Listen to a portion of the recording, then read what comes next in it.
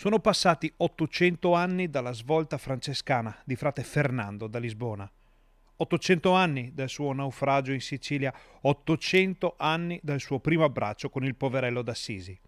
Da qui cambia la sua vita e inizia quella dell'uomo che viene oggi ricordato come Sant'Antonio da Padova. Un compleanno speciale, un triplice anniversario di rilevanza mondiale che porta oggi un gruppo di pellegrini a ripercorrere attraverso 108 tappe il cammino di Antonio da Capo Milazzo fino alla sua Padova. Oltre 2000 chilometri, 3 milioni di passi e un affetto incontenibile per un santo amato anche nel Nuovo Mondo.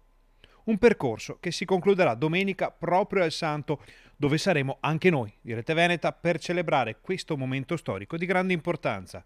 Saremo in diretta dalle 14 fino al tardo pomeriggio per raccontarvi un evento epocale, per farvi sentire le voci delle persone coinvolte in questo anniversario, per far sentire la vostra voce e quella dei fedeli.